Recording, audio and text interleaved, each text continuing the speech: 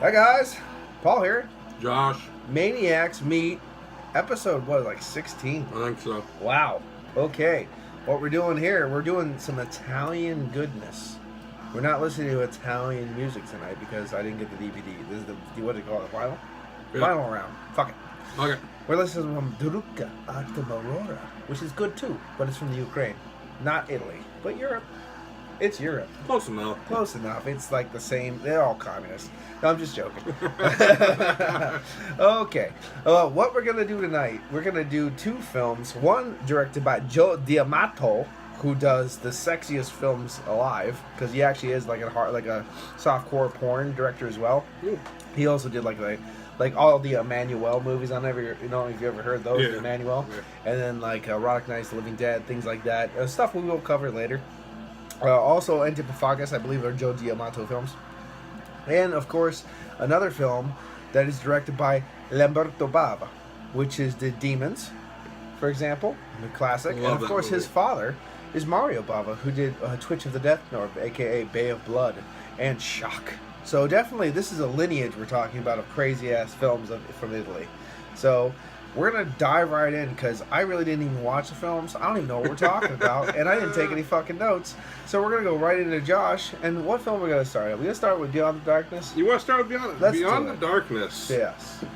Beyond the Darkness from 1979. Another film from 79. What the fuck is with us and films from 1979? Dude, I don't know, but I got to say this much. Here's your beer. I got to say this much, is that they really killed it back then. They did. I was never really a fan. Not, I wouldn't say a fan.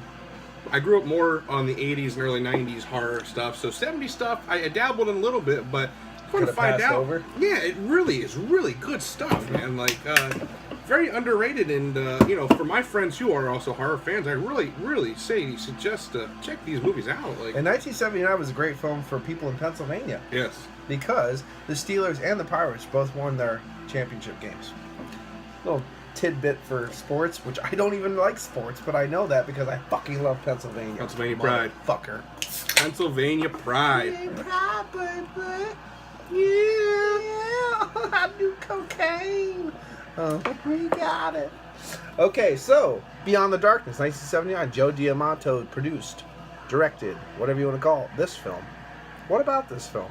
Well, for starters, Goblin did the music. Goblin did the music, and I believe the Italian title is Blue Omega, I think, and that's where you'll find most of the Goblin titles on it.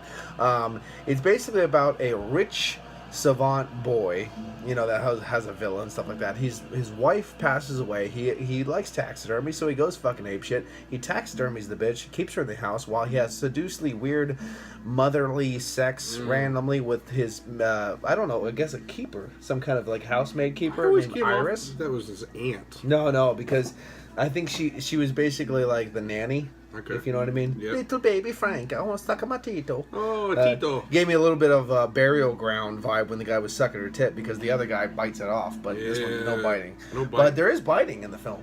Not boob biting. No, neck biting. Neck biting. Yeah. And of course, she's like basically in love, like in a weird way. Like, not like I just love this guy. Like, I want to kill people just because they look at him and I need him, but I don't want to show him I need him. I just want him. Because she has stone face the whole fucking film. I like how she uses his little secret of having his wife against him. To bend her to his will. Yeah, because she wants to attain him and keep him, and that's the thing. It's kind of weird. It has a really love-hate relationship going on with these two people because he's like, I will marry you, but I need to keep this. But at the same time, he's like, you stupid bitch, like slapping him out, being an entitled, spoiled little prick. It's a really weird film. The special effects are sick as fuck. Yes. The deaths are crazy as fuck. I think the sexuality for a Joe D'Amato film, I think the sexuality is actually on the low side. Yeah. Definitely. Because there could have been a lot more. Yeah. It's not. It was real low key compared to a lot of the other movies we watched. Yeah. Real low key, You know. and it's very tasteful. Yeah. The nudity, even, it's just all well done and well orchestrated. Yeah, I was half expecting like Iris to randomly give him a hand job while he's making out with the corpse and stuff like that. Like, stuff like that. Some Stuff real that I fucking do on a Tuesday. Yeah. That kind of stuff, Yeah. But, I have to do it to myself, so I dress up like a woman, I make out with a corpse, and I jerk myself off. I'm kind of like a multitasker. It happens. It happens because, I'm single. Ladies, we're just saying if you're Just interested. saying, if you're interested in jerking off corpses, I'm your man. And, well, yeah. Well, we'll have to dress the corpse up as a female because I'm not gay. Jesus Christ. You're only gay on Mondays, right? I'm only gay on Mondays, and it's not Monday. Man-loving Monday.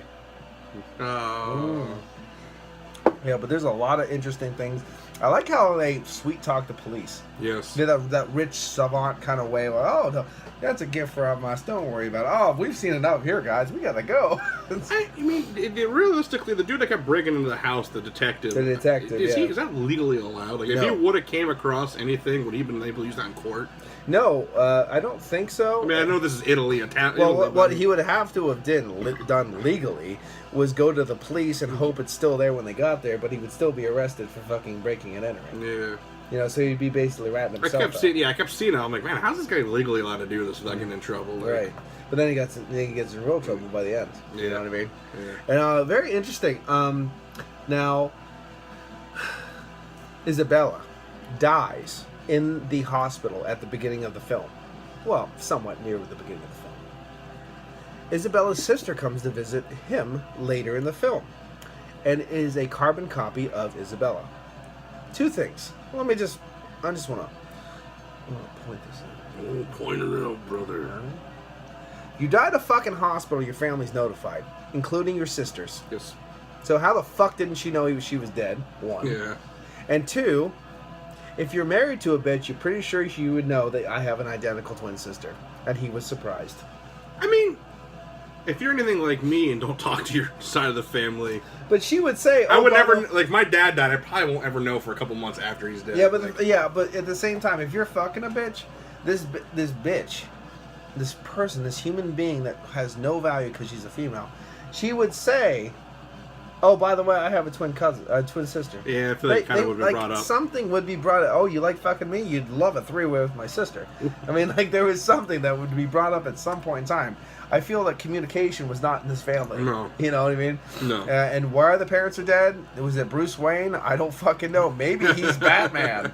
Maybe he's a murderous Batman. I'm Batman. I don't kill when I'm in Batman, but I kill bitches all the time when I'm not. I don't know. I'm not like you. I don't kill. Why do you want to kill me? Yeah, it's just weird. There was some plot holes in, I guess. In that There was some aspect plot of it. holes in that aspect. I do like how like she just kicks the shoe under the table. Yeah. There's little funny nuances. To me, the pinnacle of the film, that where it's just like, damn, this is good. And I will give whoever the special effects people were. I didn't really look into it, but I will give Joe D'Amato and the film and the special effects people very good credit because when they did the shower scene, the bathroom scene, it had a very. Did you get I don't know if you've watched a lot of the films, but did you get a Fulci vibe? Oh yeah, Like full on gore Fulci. yeah. They did like because Fulci knows how to go to that level. Yeah. You know what I mean? He doesn't do tits so great, but he does gore very well. Now they used all the proper angles, all the proper prosthetics, real meat you could tell, Yep. and they really chopped this whore up really, really well. And I just like the bitch. You know, she's got her little things on, and she's pouring the acid in, and Mama's doing Mama chores. You know what I mean? Like I like the fact that she's cleaning up after I him. want to talk about two things with this scene. One, I never saw acid come from a giant bottle of wine. Yeah. Because that's weird to me. Yeah. Well, it's Italy. And two, the girl had amazing boobs.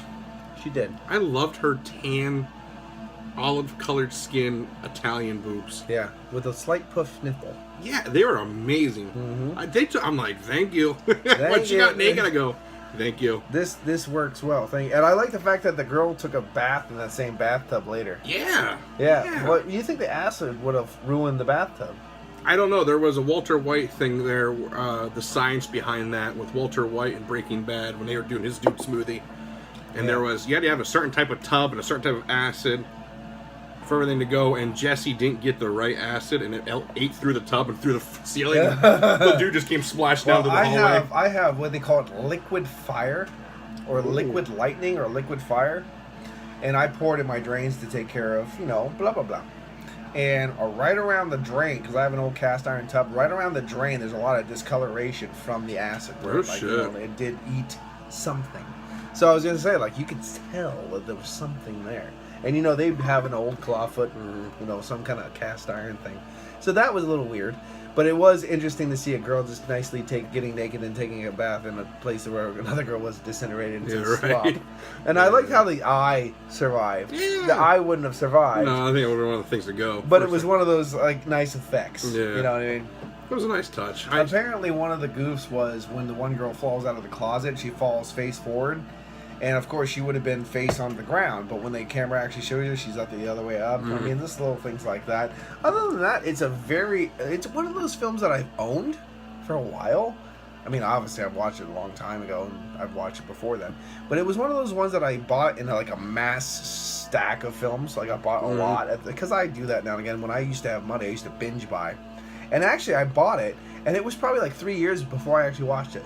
I do that all the time. You know what I mean? And then when I watched it, I go, why was I watching this since the first get-go? This is insanely amazing. So, yeah, I like the film. It's good. I like it. What would you rate it, bud? 8 out of 10. 8 out of 10? It's a good film. I'll give it 8 out of 10. It's definitely a good movie. It's definitely a film. If you like the sex, you like the gore, you like the Italian kind of vibe of filming, you kind of like a little bit of that... I guess that little bit of that authenticity of Italy. It has that in there, the villas and the families and the old women with beards. That oh kind my of god, thing. the woman with the mustache.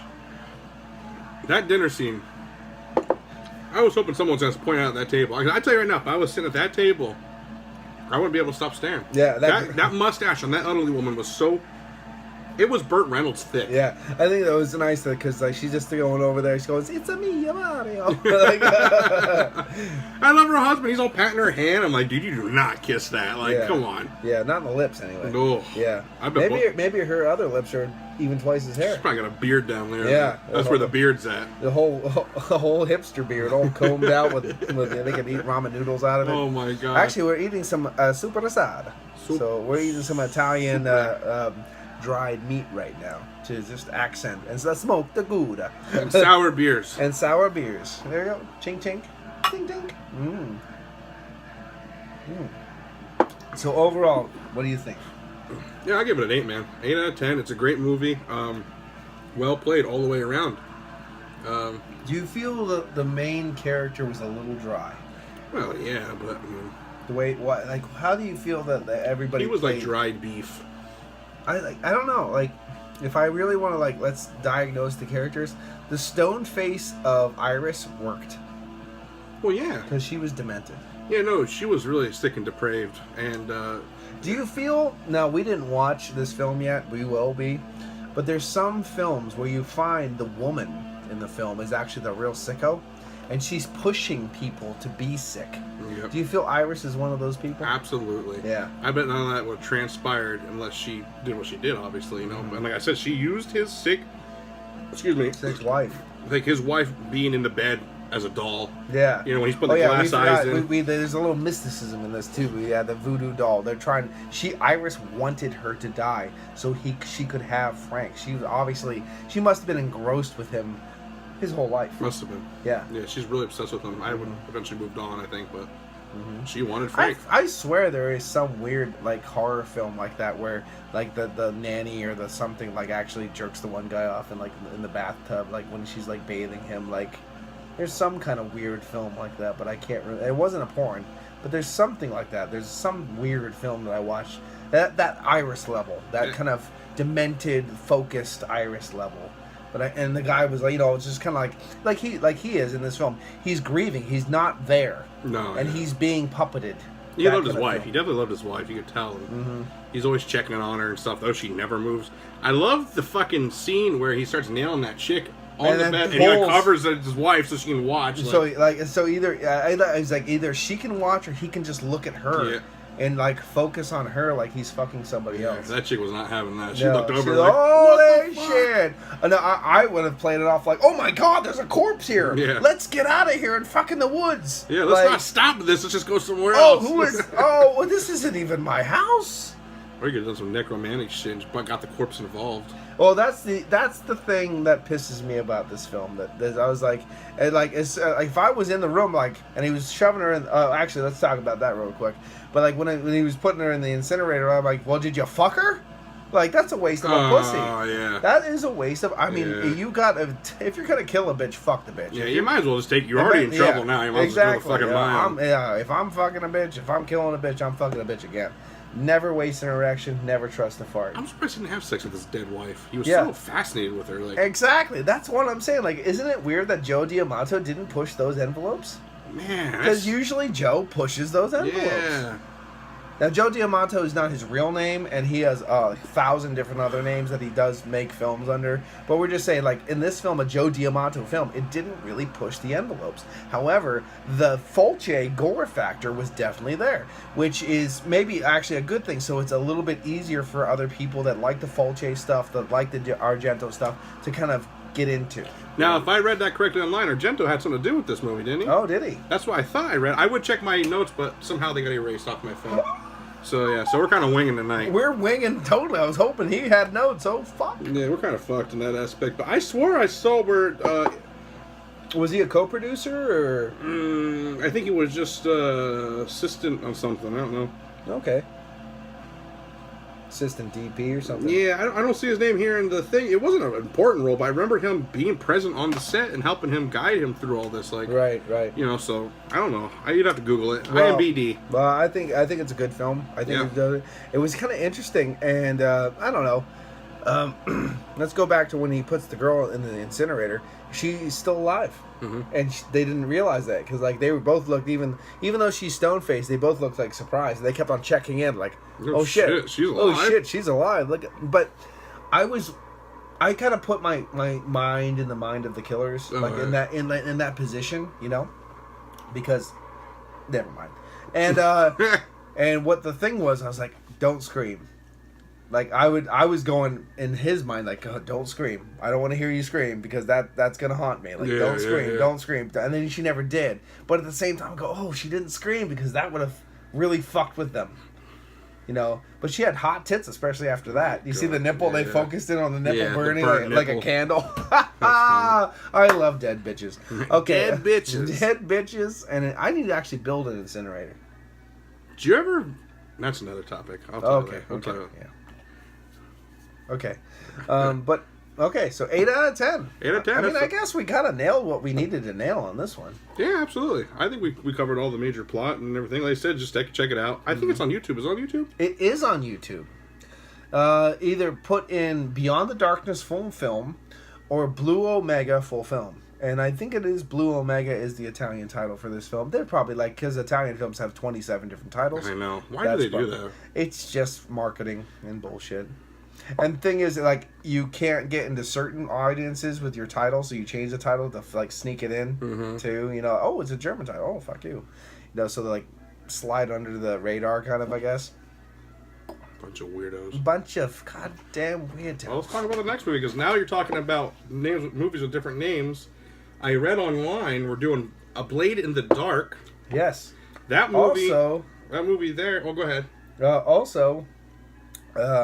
Also titled was... Oh, shit. You tell me the title, and I'll tell you something about it. A Blade in the Dark. A Blade in the Dark, also, a.k.a. the Italian title was something like Killer in the Streets or something like that, or something like that.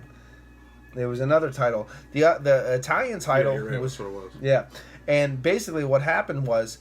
Lamberto Bava actually preferred the American title, which is Blade in the Dark, because he felt it fit the film better. It did. It really did. I like it. There's a cameo in this film. That one, I'm going to start the vinyl again because I have to get my dick out. Ooh. It's right there. It's somewhere near my leg. That's where I keep it now and again. Sometimes I put it in my armpit. Anyway... There's a cameo in this film that if you like Italian films, if you watched Italian films, you hate this cameo. You want this guy to die. You wish this guy never was born. That's cold. And it's Bob. It's Bob. Bob from House by the Cemetery. Bob from City of the Living Dead. Bob. The little fucking blonde piece of shit Bob. The little boy that you see walk down the stairs and then you see him in a little Swiss Miss outfit later. Bob. Fuck you, Bob. I fucking hate you, Bob. I wish your parents died in a motorcycle accident before you were born. Where Bob's at piece today? Of shit. I hope dead. Fuck you, Bob. And you don't like... Why don't you like Bob? I fucking hate Bob. Bob is annoying. He's a piece of shit. And He's a female. And every time they get Bob, a voice actor, they fuck up all his lines. I don't know if you've ever seen House by the Cemetery. I own it. House by the Cemetery. The girl across the street says, Bob, don't go in that house. This is blah, blah, blah. And he goes, hi, I'm Bob. What the fuck? Yeah, we know. You dick. No. And who calls their kid Bob? Nobody calls a small boy Bob. They call Robert or Bobby or something like that. They go, yo, Mike, get up here and suck this Bob's dick. They just don't do that with little kids. They call them kid names. They, Bobby or Robert. Those things. They don't go Bob. Nobody calls Bob. My name's Tix. You know what I mean? Like, I don't know. They just don't fucking do that. And if you do that, you're a horrible parent. You probably should be killed. You probably should. Fuck you. If you're naming your kid Bob and you're watching this, die. Yeah. Robert's fine. There's nothing wrong. Robbie is fine. Bobby is fine. Robbie, Bobby, Robert, Bobbert. Bobbert for fun, Bobbert's even better than Bob. Basically, if you're calling your kid Bob, just call him Loser. You know what I'm just saying? Yeah, there you go. Yeah. Loser. He's a female. Okay.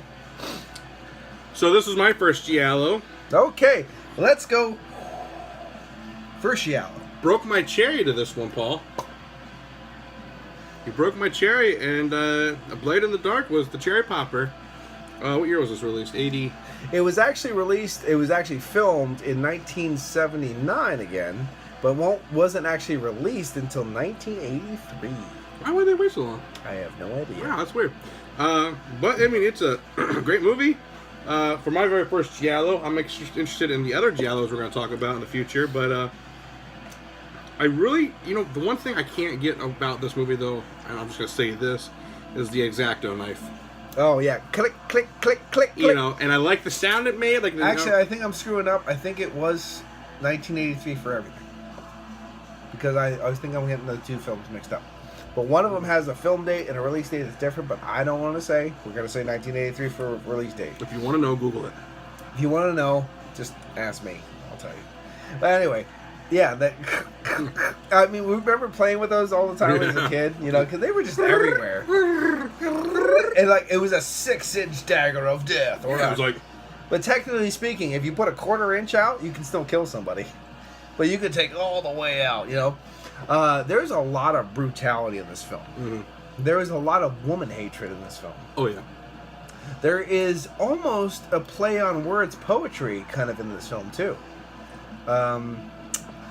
Before we get too far, I would like to say that a composer for a horror film is put up in a villa, a very expensive villa by a certain person who owns the villa, while he works on a composition for a horror film. Meanwhile, some weirdo is stalking this guy and killing women around him, and he doesn't know who it is, and he has to figure it out. So here you go, the first Giallo. Back to you. I think, was there a red herring, if I'm not mistaken, in there? There's a couple red herrings. I really feel like the blonde-haired chick was they're kind of pointing the finger at her for a while. The girlfriend. Yeah. Because I feel like with Isabella, I kind of feel with everything going on, a lot of fingers were pointing towards Isabella, that she was the killer. I can't remember. Now, like I said, I only noticed this after I knew who the killer already was. Yeah, but I could see where they were kind of leaning towards being the killer. The one that killed Katiana and stuff. Yeah. And, I mean, honestly, if I didn't know if I didn't know the spoiler, who the killer was, I guess I could see where this would be a twist ending for me. I guess I didn't really want to see that coming, I would think. Mm-hmm. Did you know who the killer was off the bat? Yes. You did? Yes. How did I miss that? Because I'm trying to put myself in a position if I didn't know. The weirdest thing is there's things I've missed about this film that I shouldn't have missed about this film. And there's things that you missed about this film until the end that you should have missed. Because you're not supposed to know who the killer is. I knew who the killer was automatically, but I had problems correlating the fact that they were watching a film that wasn't related to the actual killer itself. Okay. It was only coincidentally related to the killer, and I missed that. I don't know how I missed that. But this is, of course, not the first time I watched this film. I watched it several times. But one thing is, I think one of the problems is, once you see someone who you know, you go, oh, it's him. All right, yeah. Okay. You know what I mean? Okay, Like that kind of thing. And then the female. So you know it's going to be a guy, and he's transgender. So you have to find the guy that would be feminine. You know what I mean? Like that. And then once you see the guy killing, you're like, that's obviously Michael Savio.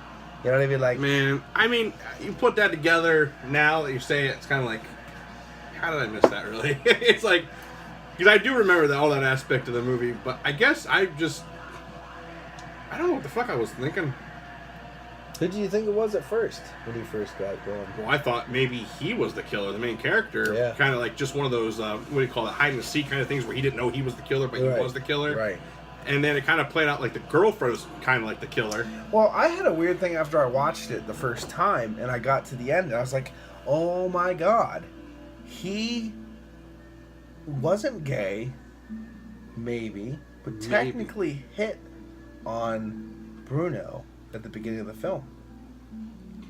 Put the Okay. he tore down the walls. Yeah. If you look at like scientifically, not like in your brain, not scientifically, but in like psychosomatically, in your brain, you tore down the walls between male and female, because that was the thing, is the killer was switching between male and female. What if a girl told you, right? Think about this. If a girl told you, hey, I heard you're a musician, can I come over and watch you play? That means she wants that dick. She wants that D. And that's what he said to him at the beginning of the film. Hey, I heard you remember that. And I was like, he want that dick. You know what I mean? Like that kind of thing. Man, I wonder how many gay guys hit on me then, because like I was too thick to pick that up. Tons. Jesus Christ. Hey, man, you're fucking right. Yeah. He was looking for sex. He's like, hey, can I come over and watch you play sometime? Well, I'm gonna play the fucking skin flute after I get done. I'm thinking that's what he was going for. Yeah. You know, because I've had, I've missed cues like that too in my life. You know what I mean? But, I'm just saying, like, I've actually, been told basically, like, can I suck your dick? Yeah, no problem. I gotta go. And she's like, what? What happened? You must be gay. Because I just, right over my head. You know what I mean? But that was a cue. As soon as I heard that, I remember that now. That was on point cue right there for me. Man, that's funny. Maybe being a musician, maybe that's why I got it. I don't know. But that to me was like on point cue right there. Bow. Oh, man. Yeah, he was looking for that fucking sniper, the small hole, if you know what I mean. The poop hole. Yeah. The pleasure. The pleasure hole. I live Poland. Can we talk about the fucking very first kill with the girl on the wall with the X-Acto knife? I would be sad if we didn't. The chicken wire kill. Yeah, man. I just feel like that was... I love the fact that, like, okay, just back up like an inch. Yeah, gonna be like, suck your stomach in. Yeah. You might cut your tits, but it won't kill you. You know what I mean? That kind of thing. Like that's what I'm saying. Like, there would have been damage. There would have been damage. Her name is Katiana.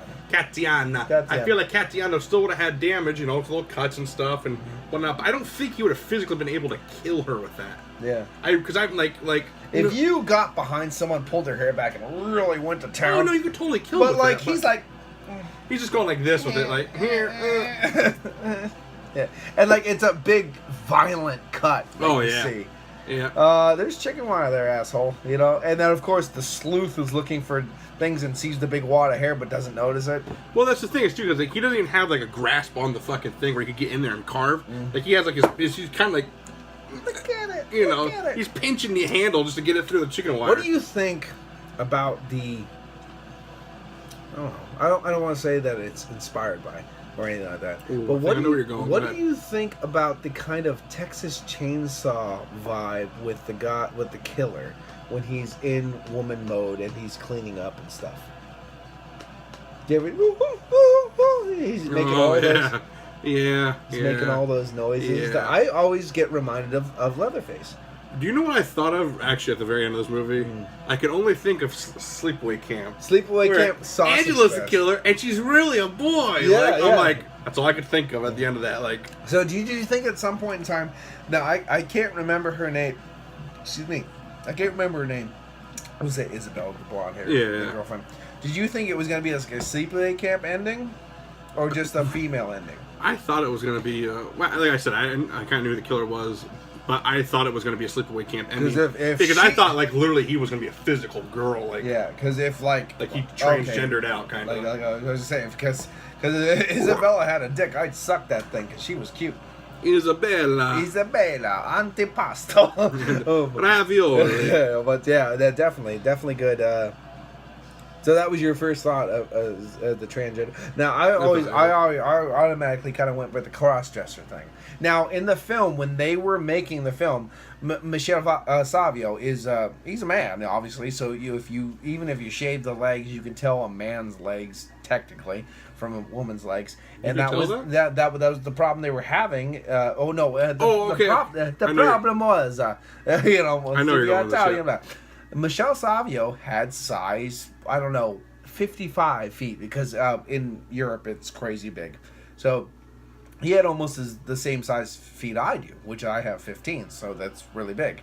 So they couldn't pull it off with like a pump and stuff like that, because you could see like how fucking massive the feet were, you know. So they used either someone on the set that was a female, or another, maybe they used Dario's Argento's wife at the time. Maybe they used her as the model. They used someone as the model, maybe like his daughter or wife. Asia wasn't old enough then, I don't think. Yeah, no, his. All right. No, like Umberto Bava's. They used a female to do the walking scenes, but the rest of the scenes was actually Michelle Savio. Yeah. I liked him in Demons. I liked him in Demons. I love that fucking makeup. One of my favorite films that he directed, well, he directed The Church, which is fucking sick as shit, but is Cemetery Man. Yes. Cemetery Man is one of my favorite films ever. It's basically my brain on film. It's such a good movie. That's another we don't need to talk about. It's just like my brain on film minus the scat porn. So do you have like a little assistant in your side of your head named Nagi just going, yeah. Yeah, well, yeah, it's because, you know, everything does go to the same place in the end. You know, you are really disgusting when you eat nagi. Yeah. Yeah. And I do love fall leaves, so yeah, it's good. I spent a long time in my life doing the Cemetery Man thing. Like, I had the same outfit. Oh, okay. I thought you meant you literally the just job. Fucking drink wine. That movie was the reason I've always wanted to work in a cemetery. Oh, me too. Because it's so peaceful. Yeah. And it's just relaxing. I used to walk around the St. Cyril or whatever, a cemetery outside of Berwick, and I used to clean up the graves and pick stuff up every morning, walk around, talk to everybody. It was good. They call you engineer? Yeah. Oh, the engineer. Engineer. Oh, no, they told me to get out. Come on every grave just in case. I love Actually, the Saints, I think St. Cyril's cemetery outside of Berwick, where I used to grow up, actually has a very famous person buried there, and actually John Wayne was in that cemetery for that funeral. Oh, he was in there. He was attending the funeral of Nick Adams. Nick Adams, to the radio audience that might listen, was known as Johnny Yuma, the Rebel. Oh, really? Johnny Yuma, he was a rebel. You know, and then if you watch Nick Adams later in his more movie career, he played with Boris Karloff in Die Monster Die. Wow. Yes. And he's buried there. He's buried there, yes. Get the fuck out. I am not going to get out. Well, I think I know what I'm doing this week. I'm making a trip out to Berwick. I'll take you over there. I know exactly where he's buried. I've seen him a million times. Why doesn't no one ever talk about those things? Like, I grew up in Berwick for a good chunk of my life. Because you and I've been all over Berwick. Yeah. How come like no one ever's like? No one knows about it. Only old people know about it. Nobody gives a fuck, and they're all dying. Yeah, my grandmother knows about it. I'm asking my grandmother when I see her again. She knows about it. Johnny Yuma, he was a rebel. Wow. And I know about Fun facts. Fun facts. Hashtag fun prolapse. Hashtag prolapse. So yeah. It was fun facts. Don't get weird. Yeah. Did we even talk about the film yet? I don't know. I don't know. Okay, so what do you think about your first Giallo? Well played. I give it a high score, even just the fact my girlfriend watched it and actually enjoyed it. Yes? She hates everything. Yeah. And, well, I shouldn't say she hates it. She likes new horror. But the fact that she sat there and watched the whole thing and was intrigued and trying to figure out who the killer was, even though I already knew, I didn't spoil that for her. Thank God. Yeah. I mean, that's a huge accomplishment there, because it's so hard for me and her to find movies to watch together to enjoy. Right. She likes one, she like, you know what I'm saying? Yeah. So it's like, but for being my first Giallo, which is weird, I feel weird saying that, just for the fact because I'm such a horror fan, but I really don't watch Giallos, or have any, or know any that I know of. Right. You will now. Right, yeah. But, really well played. Once again, I don't know what it is with these Italian films, those music scores and these things. Goblin, baby. Every time, I love them. Goblin. I could listen to Goblin all day and never get fucking bored. Technically speaking, A Blade in the Dark is your favorite Giallo. It is my favorite Giallo. Technically speaking, right now, it's your favorite. That's my favorite Giallo. Lamberto Bava. And of course, we're going to do Bay of Blood. I'm not a huge fan of Bay of Blood. I like it. It's definitely murder mystery, whodunit, that kind of thing. Mm-hmm. It's a good film. It really started a wave of shit. The Viking princess baby in there. Oh, big blonde fucking. You know what I mean? Like that's in the next movie? No, that's in the movie? That's in Bay of Blood. Yeah, definitely when it's on her asshole. But there's a lot of good things that movie really cavalcaded in. Like, it started amazing. And of course, Dario Argento's wife, later Daria Argento, I believe her name is, was in Tenebrae, which you have to watch, but it was also in Shock by Mario Bava. I mean, this is a legacy. We're talking about legacy of films. There's no downtone. Like, you can't undertone the fact that these films are just absolutely legacy of cinema. Did you ever watch the documentary Electric Boogaloo? I don't think so. I have to let you borrow that if I can find it. And it's about the company Canon. And it's just Italian dudes who just put out movies. And, like, it's amazing to watch how much passion they had. But yet, there was so much passion, but at the same time, they were trying to get product out the door as fast as possible. There's no money, so you have to keep pushing. And that's all they do. The Italian film market was very interesting because the Italian film market, most films were not recorded with any sound. There was no sound recorded during production because on the other side of the studio, literally inches away from the film, was another film being set up and being filmed and being shot. They were literally one by one by one by one. Yep. And they were filming that quick and that fast with no sound. Because if you heard sound, you'd you know what I mean? Like, all you would hear was that. So they filmed without sound and they did the sound later. You know what I mean? So that's kind of interesting. It was a cavalcade. For a filmmaker and an actor at that point in time, it would probably be one of those moments where you say it was the best time to be alive. Oh, absolutely. Those guys in that documentary, they had so much fun doing it. You know, no, there's always drama on movies, you know, so they talk about their drama, the issues they had, and what actor was an asshole, what actress was a slut. Note to yourself, don't hire Klaus Kinski. Yeah. Yeah. Be a good one. It's funny, though, you say that, because there's a lot of movies we grew up watching that technically are Italian films. Yes. One being Masters of the Universe. Yes. The Italian people put that out and released it here in America, and that's weird because sucked. Was it terrible? Well, I mean, I like it for the nostalgic stuff. It had nothing to do with He-Man, you know, literally other than the character's name's He-Man. You know, it had Man-at-Arms and Tila in it, but and a really weird Skeletor. But when you boil it down, it literally is not fucking He-Man, like.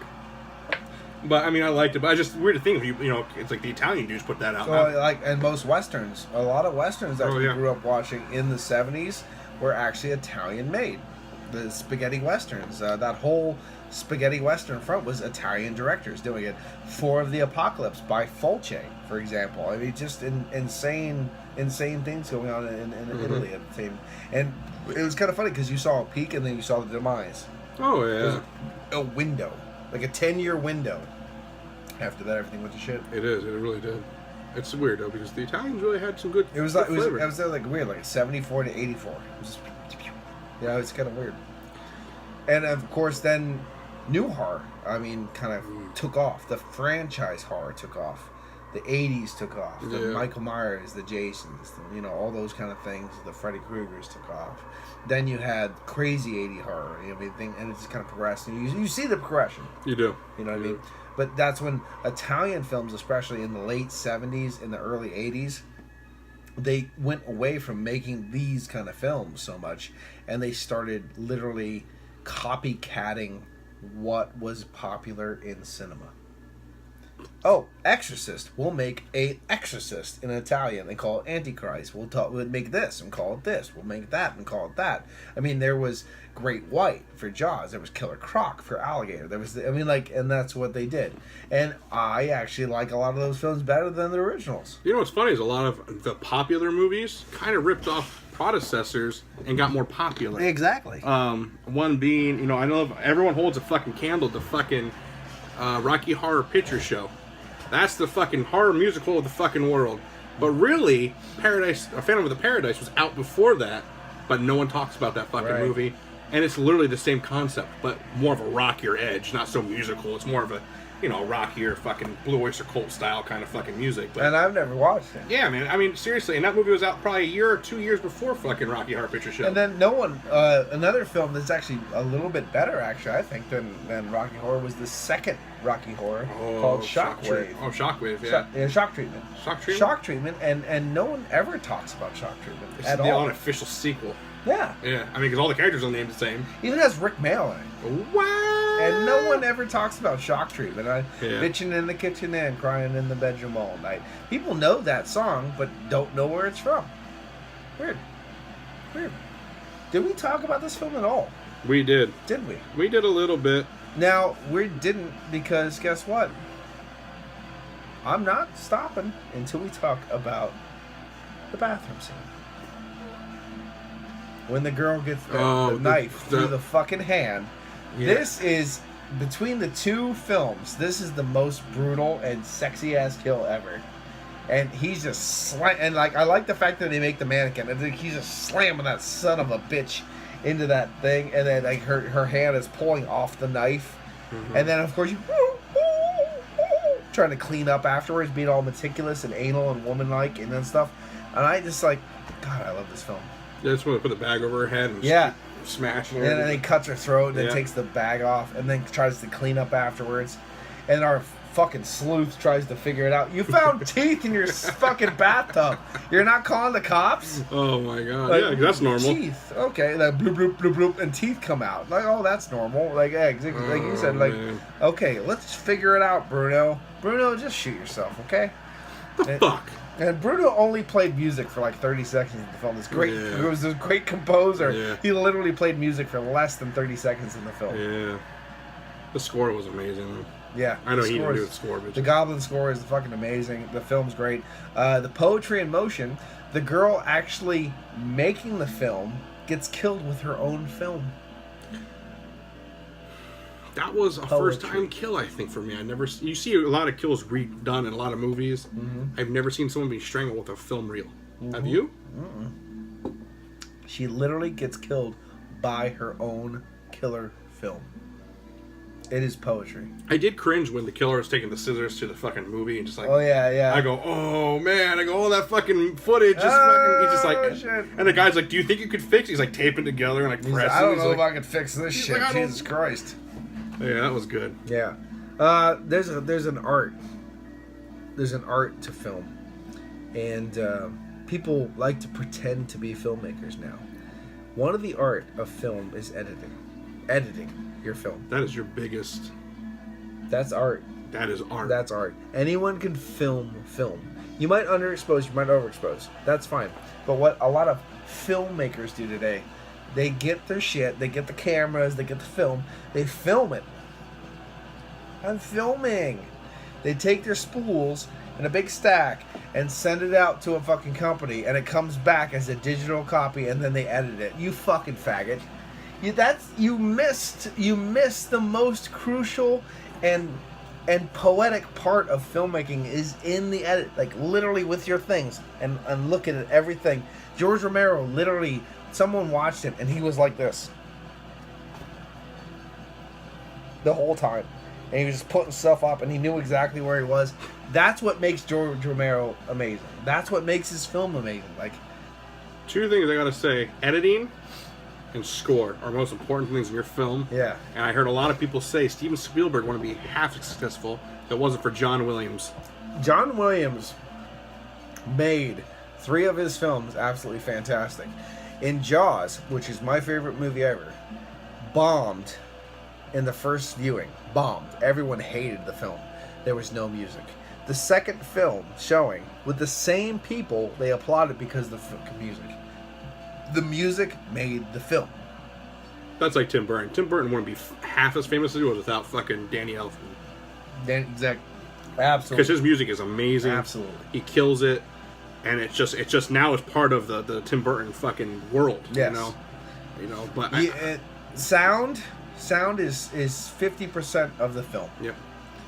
So I mean, right alone. I mean, honestly, I'll boil it down. I mean, these movies are good, but you really have my attention with music and score. I don't know why I'm attracted to things like that. I guess because I like music, but like with the music's and the score, it's like I've seen horror movies that played out so good and the score just sucked. Yeah. Well, like, just imagine, watch a film high definition with bad sound and bad scores, and then watch a film with low resolution but with great sound and great scores, and you'll like the one with great sound and great scores better. Every time. Yeah, you can be okay with grainy. Your mind can fill in the blanks, but your ears can't fill in the blanks. You know what I mean? Like, you'll really get it. Jacko, you ever watch the movie Jacko? No, thank God. Jacko was. Oh, we're gonna talk about it someday. I love this movie. The movie is so funny because it's such a good movie, but the score. I remember literally sitting there going, filling in my own score because the score didn't fit to the movie. Yeah. You know, it was so dark and the dark overtones and stuff and evil and witches. Yeah, it was like, oh my God, it was like fucking A. I go, this score. Me and Frey sat there laughing. I go, this score doesn't fit the movie at all. Like, you know, I'm sitting there like trying to put in like Goblin, like playing and doing, like to do something, anything. Please. Oh my God. But it was a good movie, though. I mean, what do you give this one? I'll give it an 8, too. I'll give this one an 8, too. I'll give it an 8. Same. Yep. There are better Giallos. I'm interested. So. I can't wait to watch some more of them in the future. Mm-hmm. You know, I'm definitely interested. You know, you got my attention with this one. I really feel like I have Giallos in my collection. I just haven't seen yet. Like, I feel like it's a top. I mean, you know, Case of the Bloody Iris, Girl with the Crystal Plumage, Tenebrae. Oh, I've seen that one. Girl with the Crystal Plumage. Yeah. A long time ago. Great fucking Giallo. Color Me Blood Red. Watch Me While I Kill. I mean, the list goes on and on. So definitely we'll be back more with more Giallos. But right now we're going to give it an 8 for both films. Both films. And I think we did a good job. I think we did too. I think we did a good job. I like it. Now I want to ask you a question before we hang out, because you're the Giallo connoisseur. Is there a difference between a Giallo and a slasher film? Yes. Okay. Break it down for us. Because the slasher is very blunt. I don't know. The slashers are very forward. It's one killer that you see almost all the time killing everybody. The Giallos focus on the people trying to figure it out, and the killer just pops up now and again and kills, but you never know who it is. You know what I mean? Like, yeah, it's a more strict MO, kind of. Exactly. You're like, okay, who the fuck did this? You don't follow the people in a real slasher film. You never follow the people around the whole fucking time going, who the fuck did this? Who the fuck did that? You always follow some innocent victim in a big slasher, like, and then someone goes, oh fuck, someone killed somebody. I gotta go. And then the next thing you know, you follow the next victim. You're following the victims in a slasher. Yeah. In a Giallo, you're following the killer. In a slasher, you're following the victims ready to be killed. In a Giallo, you're following the person trying to figure out who's killing. So there's more of a build-up of character and storyline. A Giallo is a crime drama. Yeah. A slasher is a murder mystery. You see, like... No. It makes a lot of sense. There's a little bit of a difference. However, that's a rough difference, and it can be completely wrong. But that's my take on it. No, I think that makes a lot of sense, what you said. I mean, you know, I feel this Giallos are even a little bit more classier. Very classy. Where a slasher's brutal in your face. Just, you know, where there's gore in a Giallo, it's more of a tasteful gore. If that makes any sense. You know, it's it's not just right over the top right away. Like, you know, it kind of builds up to it, kind of, and, you know, and though it's brutal, it's still well done. In Friday the 13th Part 2, you don't wonder who the killer is. Yeah. You know who the killer is. You already knew that, yeah. Yeah. Oh, fucking A, man. You know. There it is. So, yeah. Well, that's all I got. Yep, and that's all for me. So, Josh and I, Maniacs Meat, episode, what, 16? I think so, yeah. Wow. Or 15. 17. 27. I don't know. Who's counting? Not me. YouTube is. There's numbers. But other than that, I don't know. YouTube.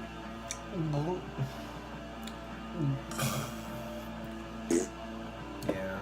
Splatter. Awkward silence. That was a good one. Okay, anyway, this was Paul and Josh. Bye. We're going to say goodbye now and be back. Slash your Sundays. Slash your Sundays. See you later. Oh, yeah, by the way, send us nudes.